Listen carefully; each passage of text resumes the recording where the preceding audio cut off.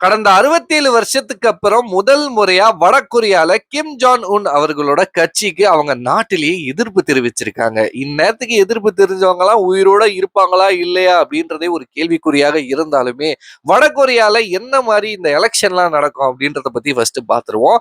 இங்க இருக்கிற மாதிரி பல கட்சிகள் அந்த நாட்டுல இருக்காது. இங்க வேணா 2 பேருக்கு மத்தியில மட்டும்தான் போட்டியாக இருக்கலாம். இங்க வேணா யார் யாரோ எப்ப வேணா அந்த கட்சி ஆரம்பிக்கிற மாதிரியான விஷயங்கள்லாம் செய்யலாம். ஆனா வடகொரியால அப்படி நடக்கவே நடக்காது. அங்க இருக்கக்கூடிய கட்சி ஒரே ஒரு கட்சி.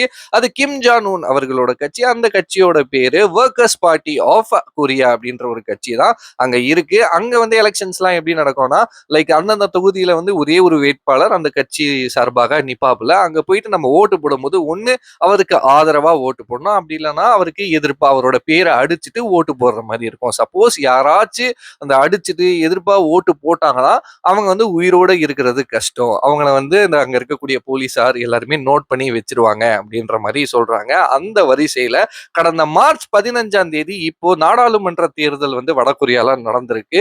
அந்த தேர்தல்ல கிம் ஜான் உன் அவர்களோட கட்சிக்கு எதிர்ப்பா 100%ல 0.07% எதிர்ப்பு வந்து விழுந்திருக்கு. இந்நேரத்துக்கு அந்த எதிர்ப்பு தெரிவிச்சவங்க உயிரோட இருக்கிறது வந்து பெரிய டவுட். இந்த வீடியோவை வந்து நீங்க பார்த்துட்டு இருக்கக்கூடிய நேரத்துல அவங்க கண்ட்ரில அவங்க நாட்டுல வந்து இந்த எதிர்ப்பு தெரிஞ்சவங்க உயிரோட இருக்கிறது பெரிய டவுட் அப்படின்ட்டு நிறைய பேருக்கு தெரிஞ்சிருந்தாலும், இன்னொரு பக்கம் என்ன பேசப்படுதுன்னா இதுவே ஒரு டிராமா தான். லைக் எங்க எங்க நாட்டுல வந்து எதிர்ப்பு கூட தெரிவிச்சுக்கலாம், நீங்க தப்பா புரிஞ்சு வச்சிருக்கீங்க எங்க நாட்டை பத்தி அப்படின்ட்டு கிம் ஜான் வந்து இதே வந்து ஒரு டிராமா மாதிரி கிரியேட் பண்ணியிருக்காரு அப்படின்ற மாதிரி கூட பேசிக்கிறாங்க.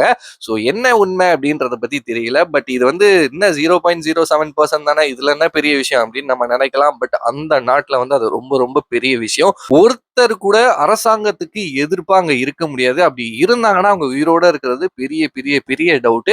இத பத்தி நீங்க என்ன நினைக்கிறீங்களோ மறக்காம என் கூட ஷேர் பண்ணிக்கோங்க. பாய்.